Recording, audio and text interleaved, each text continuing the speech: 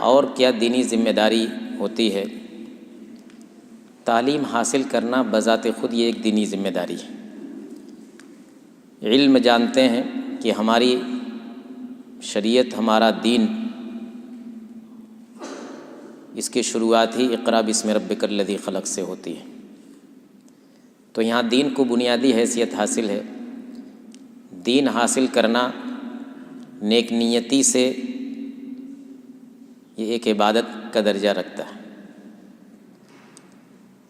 لہذا اس کے تقاضوں کو جاننا چاہیے۔ جو بھی علم حاصل کریں اس علم کے تقاضے کو، اور جس میدان میں بھی رہیں اس میدان میں اپنی موجودگی کے تقاضے کو ہم محسوس کریں۔ دیکھیے، جہاں تک علم کی بات ہے، اس میں بنیادی چیز جس میں آپ حضرات کو خاص طور سے توجہ دینی ہے کہ جو بھی علم آپ حاصل کریں اس میں پختگی پیدا کریں، گہرا علم، جس میدان میں بھی آپ، اسلامیات میں ہوں، عربی ادب میں ہوں، انجینئرنگ میں ہوں، میڈیکل میں ہوں، جس میدان میں بھی ہوں، لیکن وہ علم آپ کا بہت ہی پختہ ہونا چاہیے۔ آج دنیا کے اندر ہلکے پھلکے علم کی کوئی وقعت نہیں، اور اس میں تو ہمارا دین بھی ہماری رہنمائی کرتا ہے۔ ہمارے دین میں بھی ناقص علم کی کوئی اہمیت نہیں ہے، بلکہ علم وہ ہے جس میں پختگی ہو، جو صحیح معنی میں علم ہو، علم نافع ہو۔ یہاں تو ایک قاعدہ ہے کہ ان اللہ یحب اذا عمل احدکم عملا ان یتقنہ، حدیث ہے اللہ کے نبی صلی اللہ علیہ وسلم کی کہ اللہ تعالیٰ پسند کرتا ہے اس بات کو کہ تم میں کا کوئی شخص کوئی بھی کام کرے، عملاً کوئی بھی کام کرے تو ان یتقنہ، اس کو پختگی کے ساتھ کرے، اچھائی کے ساتھ کرے۔ تو تعلیم ظاہر بات ہے کہ یہ بھی ایک عمل ہے، ایک اچھا کام ہے، تو یہ کام بھی، اس کے اندر بھی پختگی ہونی چاہیے۔ اسی طرح سے لونڈی کو تعلیم دینے کے تعلق سے جو حدیث آتی ہے کہ وَعَلَّمَهَا فَأَحْسَنَ تَعْلِيمَهَا وَأَدَّبَهَا فَأَحْسَنَ تَأْدِيبَهَا، کہ اس کو تعلیم دے انسان اور اچھی تعلیم دے، اور اس کو ادب سکھائے اور اچھا ادب سکھائے۔ تو احسان وہ اردو والا احسان نہیں، عربی میں احسان کہتے ہیں کوئی کام اچھے ڈھنگ سے کرنا۔ تو سب سے پہلی چیز جس پر آپ کو توجہ دینی چاہیے، یہ بھی ذمہ داری ہی میں سے ہے کہ ہم صرف سرٹیفکیٹ والا علم نہیں حاصل کریں، ہم کو صرف ڈگری لے کر کے یہاں سے نہیں جانا ہے، بلکہ ہمارا علم ایسا رہے کہ ہم اس علم کے ذریعے دنیا کو کچھ ثابت کر کے دکھائیں، ہمارا علم پختہ ہو۔ آج دیکھیے کہ دنیا کے اندر اس علم کی بدولت کیا کیا ہو رہا ہے۔ یہ علم، یہ سائنس، اس کی ترقی کہاں تک انسان کو پہنچا رہی ہے، اور ہم ہیں کہ بس ایک معمولی علم پر قناعت کیے بیٹھے ہوئے ہیں۔ تو سب بنیادی چیز اس کو یاد رکھیے، جو بھی علم آپ حاصل کر رہے ہیں اس میں حد درجہ محنت کیجیے، اور ہمیشہ آگے کی طرف دیکھیے، ہمیشہ بلندیوں کی طرف دیکھیے، ہمیشہ اونچے لوگوں کی طرف دیکھیے۔ آپ کے سامنے ایک سے ایک نمونے ملیں گے جنہوں نے اس علم کے ذریعے نام کمایا، دنیا میں نام کمایا، دین میں نام کمایا۔ دوسری چیز یہ کہ ایک علم ہوتا ہے اور ایک عمل ہوتا ہے اور ایک دعوت، یہ تینوں جو ہے خاص طور سے جو حضرات دینی علم سے جڑے ہوئے ہیں کسی نہ کسی طور پر، تو ان کو یہ تین چیز ہمیشہ سامنے رکھنی چاہیے، علم، عمل، دعوت۔ علم بھی حاصل کریں، اس علم کے مطابق عمل بھی کریں، اور اس علم کی طرف دوسروں کو بھی بلائیں۔ جتنا علم جس کے پاس ہے وہ دوسروں کو اس کی دعوت دے، اصلاح کی دعوت دے۔ تو علم کے تعلق سے بات ہوئی، اس علم کے مطابق آپ عمل کریں۔ اور یہ علم جو ہے دینی اصول پر بھی عمل چاہتا ہے، اور جو دوسرے علوم آپ حاصل کرتے ہیں، مثال کے طور پر اتأمرون الناس بالبر وتنسون انفسکم، یہ سب کے لیے ہے۔ جس طرح سے ایک عالم کے لیے ہے، ویسے ہی ایک ڈاکٹر کے لیے بھی، ویسے ہی ایک انجینئر کے لیے بھی۔ دوسروں کو بھلائی کا حکم دیتے ہو، خود بھول جاتے ہو۔ ڈاکٹر دوسروں کو بتائے کہ تمباکو کھانا نقصان دہ ہے، اور خود سگریٹ پیے، خود گٹکا کھائے، کھینی کھائے، تو کیا وہ اس کا مخاطب نہیں ہوا؟ اتأمرون الناس بالبر وتنسون انفسکم اور لم تقولون ما لا تفعلون۔ تو یہ چیز بھی سب کے لیے ہے۔ تو ہم جو بھی علم حاصل کر رہے ہیں اس کے تقاضوں کو سمجھیں۔ ہمارے علم میں اور عمل میں تضاد نہیں ہونا چاہیے۔ اور پھر یہ ہے کہ جو ذمہ داری دعوت کی ہے، دعوت کا مطلب صرف یہی نہیں ہوتا ہے کہ آپ خطیب، بڑے خطیب بن جائیں، مقرر بن جائیں، وہ لمبی چوڑی تقریر کر لے جائیں، بڑے بڑے مجمع میں آپ کو بلائے جائے۔ چند لوگوں کے ساتھ بیٹھ کر کے کسی مسجد میں قرآن کا درس دے دیا، ایک حدیث پڑھ کر کے سنا دیا، ساتھیوں کے درمیان بیٹھے ہیں، کوئی مفید بات، اچھی بات بتلا دیا۔ دعوت صرف جو ہے خطبے اور تقریر ہی کا نام نہیں ہے، وہ بھی ہے دعوت کے اندر، اس کی بھی ضرورت ہے۔ اور اس کے ساتھ ساتھ یہ بھی ضروری ہے، جو آدمی جتنا جانتا ہے، جو آدمی نہیں جانتا ہے، ناقص علم والے کبھی دعوت کا کام نہ کریں۔ ناقص علم والے اس لیے کہ وہ اس کے مکلف نہیں ہیں۔ ہاں، جتنا علم آدمی کے پاس ہے، چھوٹی موٹی باتیں جو خود جانتا ہے، دوسرے کو اگر کرتے دیکھتا ہے، اس کے خلاف کرتے دیکھتا ہے، تو اس کے بارے میں وہ کہہ سکتا ہے۔ لیکن علم پختہ نہیں ہے، لیکن داعی بن بیٹھے اور لوگوں کو فتویٰ دیتے پھریں، تو یہ بڑی خطرناک چیز ہے۔ بڑی مشہور مثل ہے، نیم حکیم خطرے جان، نیم ملا خطرے ایمان۔ یہ ہر میدان میں ہے۔ اگر پڑھا نہیں ڈاکٹر، یا آپ نے ڈاکٹر بن بیٹھے تو کیا ہوگا؟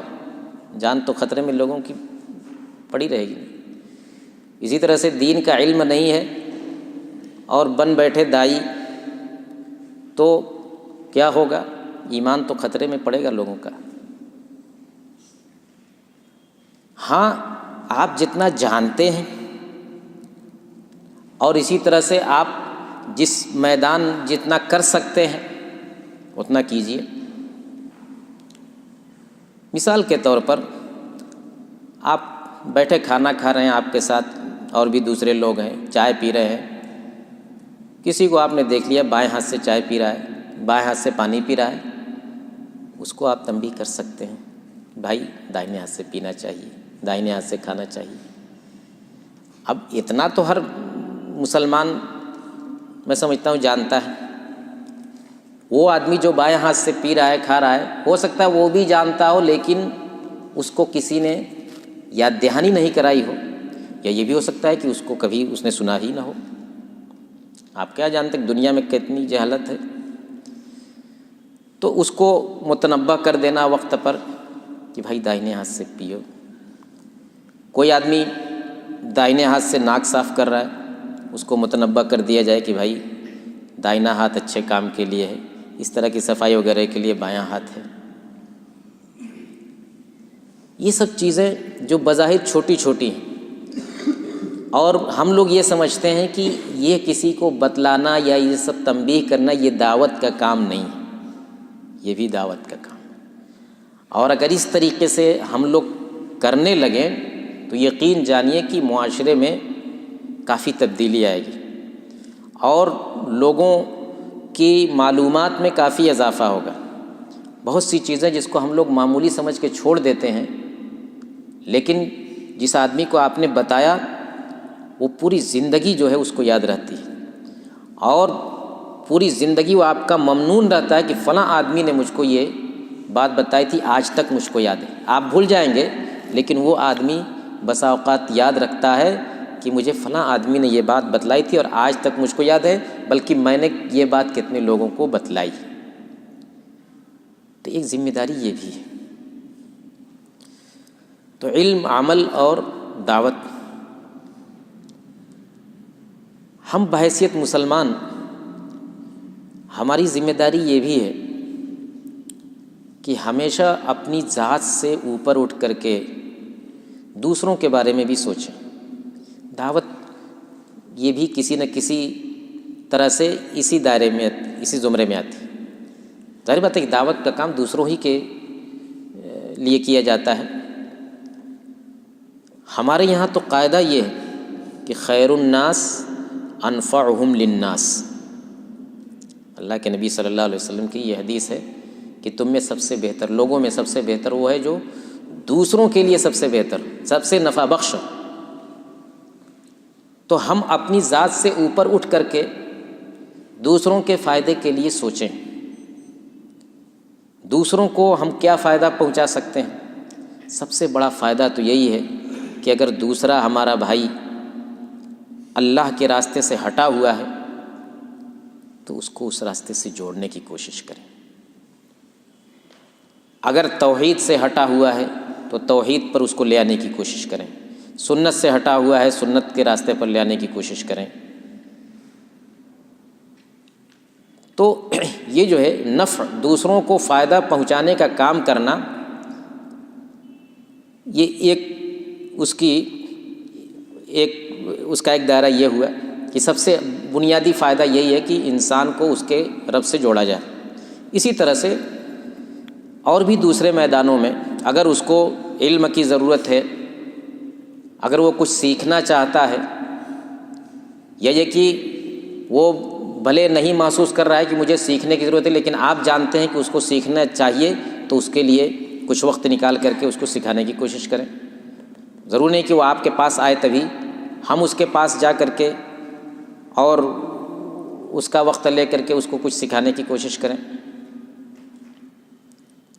اسی طرح سے دوسروں کو نفع پہنچانے کا کہ اور بھی بڑے سارے میدان ہیں۔ آپ یہ دیکھیے کہ عیسائی مشنریاں کیسے کام کرتی، ان کا وہ بظاہر جو ہے عوام کی خدمت کے لیے کام کرتی ہیں، لیکن ان کا کل ہدف جو ہے عیسائیت کی تبلیغ ہوتی ہے۔ یہ سب ذرائع ہوتے ہیں لوگوں کو اپنی طرف مائل کرنے کے، علاج کے ذریعے، تعلیم کے ذریعے اور سماجی خدمت کے ذریعے ریلیف پہنچا کر کے، ان سب ذرائع سے، یہ سب وسائل ہیں ان کے کہ لوگوں کو عیسائیت کی طرف لے جائے۔ وہ لوگ بڑی حکمت سے کام کرتے ہیں۔ ہم لوگوں کی طرف وہ جا کر کے ڈائریکٹ جو ہے وہ اپنا دین نہیں پیش کر دیتے، بلکہ جائزہ لیتے ہیں سماج کا، ان کو کس چیز کی ضرورت ہے۔ ان کے یہاں تعلیم نہیں ہے، لے پہلے ان کو تعلیم فروغ دو۔ ان کے یہاں فقر و فاقہ ہے، لے آؤ ان کو جو ہے ان کے فقر و فاقہ کا علاج کرو، ان کو پیسہ دو۔ ان کے یہاں بیماری ہے، بیماری کے علاج کا کوئی بندوبست نہیں ہے، ان کے یہاں ایک چھوٹا سا اسپتال کھول دو۔ یہ سب ذرائع وہ اختیار کرتے ہیں لوگوں کو اپنی طرف مائل کرنے کے۔ اور آپ جانتے ہیں کہ کسی کے ساتھ احسان آپ کریں گے تو وہ آپ کا غلام ہو جائے گا۔ احسن الی الناس تستعبد قلوبہم فطال مستعبد الانسان احسان، کہ لوگوں کے ساتھ بھلائی کرو، ان کا دل تمہارا غلام ہو جائے گا۔ احسن الی الناس تستعبد قلوبہم فطال مستعبد الانسان احسان، ہمیشہ جو ہے احسان اور بھلائی انسان کو غلام بناتی ہے۔ تو کہنے کا مطلب یہ ہے کہ یہ چیز ہم لوگوں کے یہاں کیوں اس قدر، جبکہ ہماری شریعت میں دوسروں کو فائدہ پہنچانے، دوسروں کو خیر پہنچانے کے لیے جتنی ترغیب دی گئی ہے، آپ پورا قرآن پڑھ جائیے، پوری حدیث نبی کا مطالعہ کر جائیے، اللہ کے نبی صلی اللہ علیہ وسلم کی سیرت پوری پڑھ جائیے، اس میں جتنی ترغیب ہے، لیکن اس کے برعکس ہمارا معاملہ، ہم اس میدان میں بہت کمزور ہیں دوسروں کے مقابلے میں، خاص طور سے۔ تو اس جانب بھی ہم کو توجہ دینی ہوگی، یعنی ہم طلباء کو، کہ ہم کیسے، خاص طور سے ہم جہاں اس کیمپس میں رہتے ہیں اور یہاں اپنے لوگ بھی ہوتے ہیں، غیر بھی ہوتے ہیں، طلباء اور طالبات میں، تو ان کے سامنے ہم اسلام کے سفیر بن کر کے پیش ہوں، اسلام کے نمائندہ بن کر کے پیش ہوں، ان کے سامنے ہم اسلام کا ایسا نمونہ پیش کریں کہ وہ مجبور ہو جائیں اعتراف کرنے پر کہ ہاں یہ اسلام ہے اور یہ لوگ مسلمان ہیں۔